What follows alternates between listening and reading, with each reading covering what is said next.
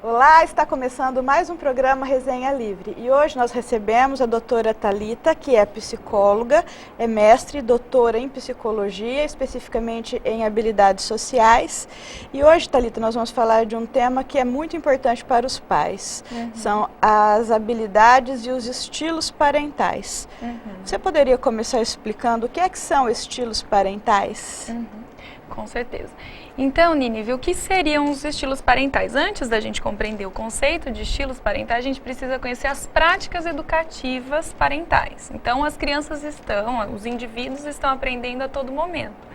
E há algumas práticas, técnicas, procedimentos que os pais acabam utilizando na educação desses filhos, no sentido de favorecer aqueles comportamentos que eles querem desenvolver nos filhos, como comportamento moral, ético, de solidariedade, de cooperação, e ao mesmo tempo evitar que certos comportamentos inadequados aconteçam. Então, para isso seria eles utilizam... reforço e castigo. Não só isso, mas inclusive esses aspectos, né? Então, além do reforço e castigo, mas também instrução, modelos que a gente oferece para os filhos. Então, tudo isso faria parte das práticas parentais. As práticas em interação na interação com os filhos favoreceriam, então, o que a gente chama de estilos parentais. Parental então, quer dizer que referente aos pais. Isso. E o impacto disso na educação e no desenvolvimento dos filhos. Entendi. Quer dizer que a gente está falando de atitudes que os pais devem tomar ou não devem tomar na educação dos filhos. Exato. Levando em conta os objetivos que você quer atingir com a educação. Exato. É muito importante esse tema, né, Thalita? Exato. Uma vez que a gente costuma pensar que os nossos filhos vão se desenvolver naturalmente. Então, eles nascem e vão se desenvolver como uma plantinha, né? Muitas vezes as pessoas têm uma tendência a achar, não, ele é assim, ele é inteligente, e pior ele é que a gente às vezes acha que falando vai dar resultado, né? Fala, não adianta nada. Porque não é só falar, né? A gente sabe que a gente aprende pelas instruções, que é por meio da fala, mas também observando os modelos que os pais e que outras pessoas ao nosso redor oferecem e também pela consequenciação, que você estava dizendo sobre o reforço e o castigo, né? Se o meu comportamento, quando ele é apresentado, apresenta consequências positivas, a tendência é que eu mantenha fazendo essa forma de agir. Dá um exemplo para o pessoal que está em casa entender bem o que a gente está falando de reforço. Como é que é isso na prática? Por exemplo, eu tenho uma criança de 4 anos e ela chuta o gato. Ela chuta, aí no caso do chutar o gato, né, um comportamento inadequado que eu não quero que se repita, né? Eu posso oferecer instruções, mas também posso, por exemplo, tirar algo que ela gosta bastante, no sentido de diminuir que ela volte a fazer isso. Então, em vez da gente pensar no chutar o gato, a gente poderia também dar o exemplo a questão do estudar, né? Então, a criança tá indo mal na escola. E aí eu combino, olha, se você melhorar seu desempenho, você vai, no final do bimestre, quando você receber suas notas, nós vamos combinar de fazer algum programa que você goste, vamos, sei lá, no futebol, ou no teatro, no cinema, coisa que a criança goste.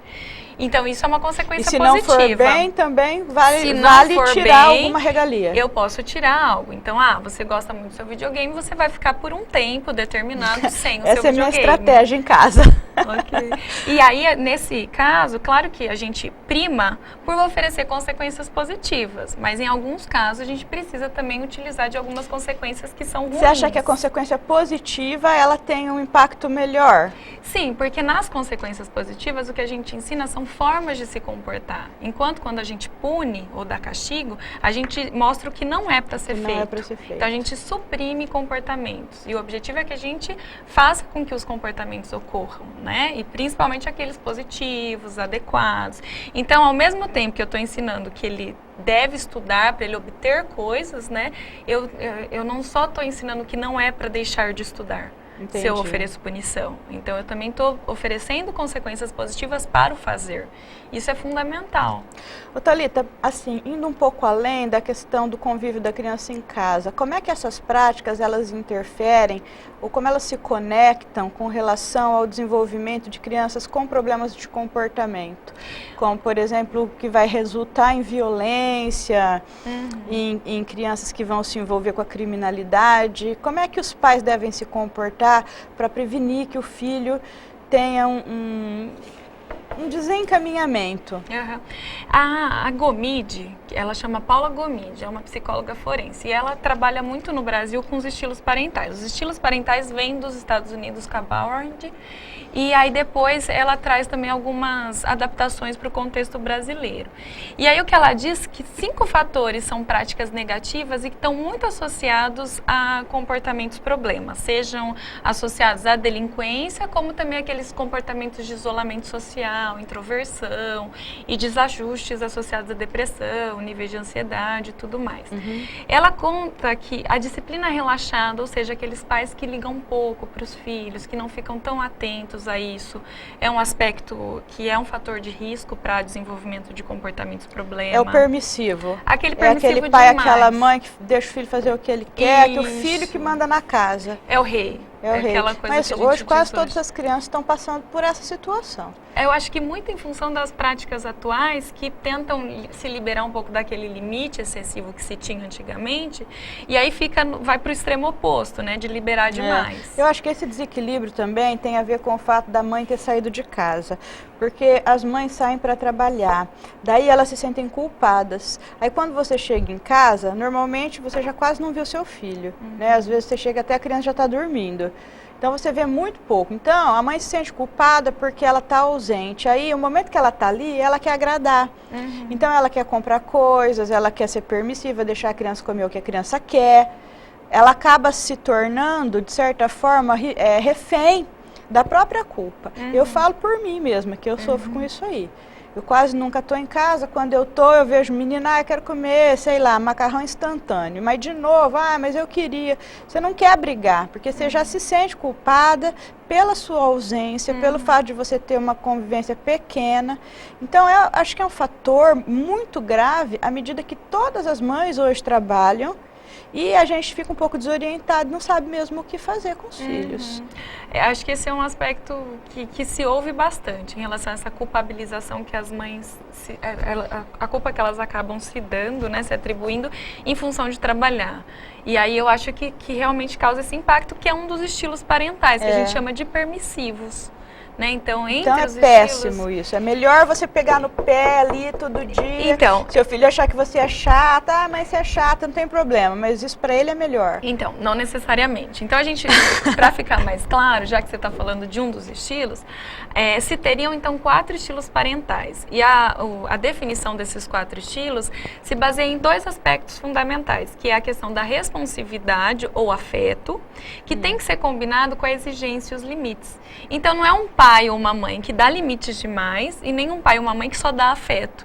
Mas a combinação dessas 2 coisas seria fundamental para o bom desenvolvimento da criança, do indivíduo, de forma geral. E aí a combinação desses 2 aspectos geram 4 estilos de pais.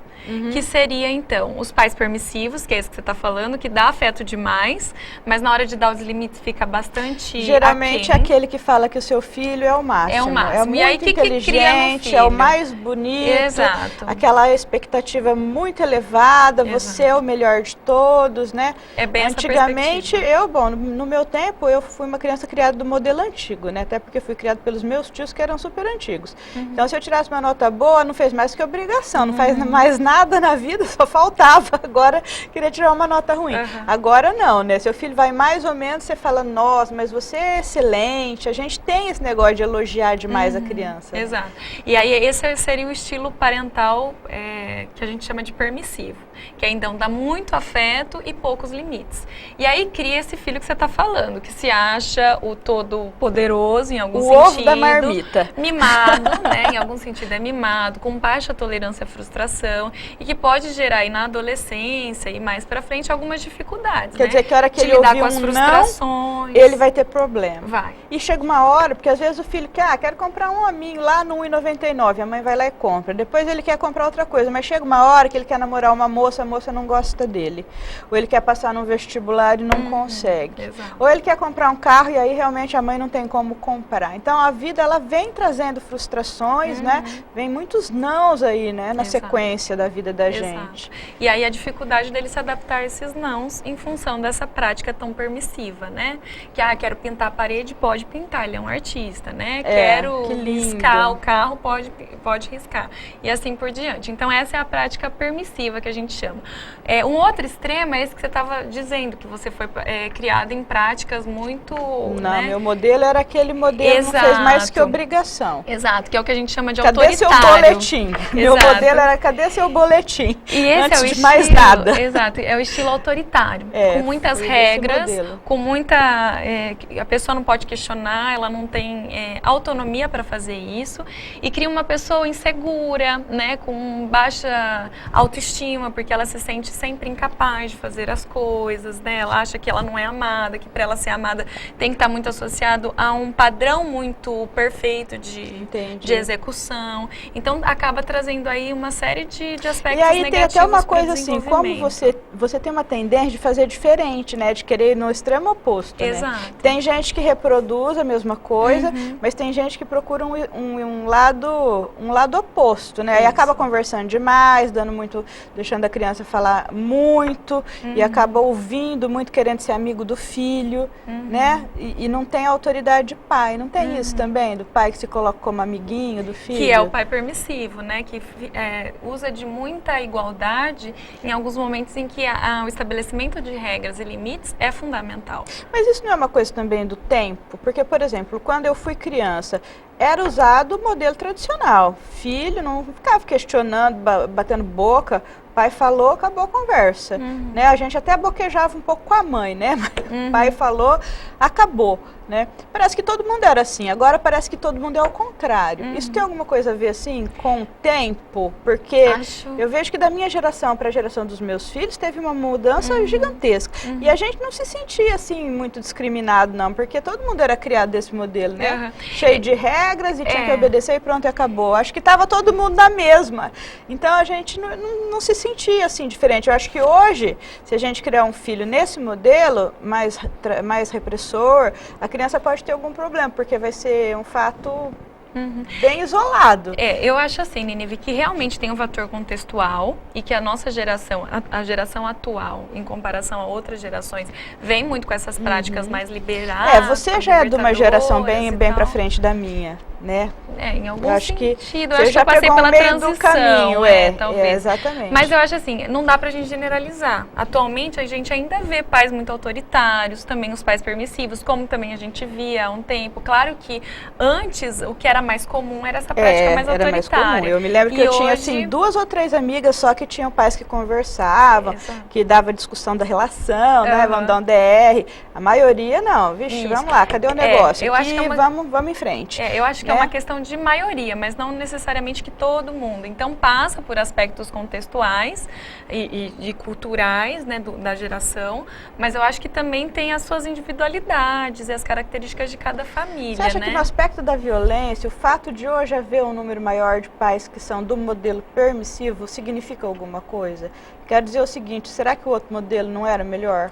Então, porque na verdade a gente tem um modelo que é o ideal, que então a gente tem Você o falou que eu falei, até o permissivo, o autoritário, e a gente tem um equilíbrio dessas duas coisas que a gente chama de autoritativo, que não é a melhor tradução do termo, mas algumas pessoas usam esse termo, ou democrático, que é então aquele pai que equilibra o afeto, a afetividade, a responsividade, ou seja, eu estou atento às necessidades do meu filho e ao mesmo tempo estabelece limites claros, regras claras, que colocam aí, que geram a responsabilidade, um comportamento moral, que seria então o estilo que a gente considera o ideal. Seria o rigoroso com afeto. É aquele que então eu ofereço limites, meu filho não vai ter tudo a qualquer sem fazer nada para conseguir, mas ao mesmo tempo eu sou responsível, estou atenta às necessidades que ele tem, né? Eu não vou decidir que ele vai parar, ele vai dormir às 8 horas da noite porque eu quero assistir o Jornal Nacional, mas também não vou deixar ele assistir o desenho até a hora que ele quer.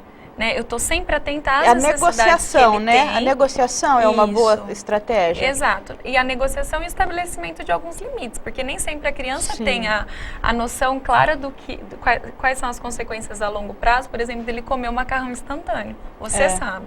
E aí, nesse caso, você precisa estabelecer essa regra, sem necessariamente que ele precise negociar nesse caso. Né? Quando o pai não pode comer, macarrão tá fora.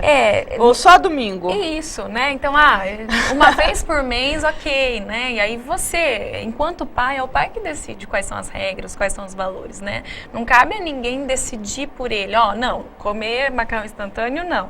Depende dos valores, das práticas, Mas é difícil, hein, Thalita, acertar esse ponto de equilíbrio aí, é difícil. É um desafio e tanto, né? Mas eu acho que uma prática, assim, uma busca mesmo e um esforço, né? Porque os limites vêm sempre acompanhados de frustração, de as crianças se rebelarem, de confrontarem. Então, precisa ter um certo nível de paciência. E, ao mesmo tempo, o afeto também dá trabalho, né? Você sentar e ficar... você sentar não, mas você observar seu filho e estar atento às necessidades que ele tem no mundo que a gente vive tão corrido, também é um desafio. Né? Então, e saber, a gente tem que saber ter olhos, né? Isso. De olhar, porque às vezes a criança está ali e você está tão envolvido com outras coisas, que embora você esteja ali também, você não está você não está prestando atenção, né? Prestando atenção no que a criança manifesta. Exato. E às vezes as crianças manifestam das maneiras mais estranhas, né? Começa a falar que está doente quando na verdade não está.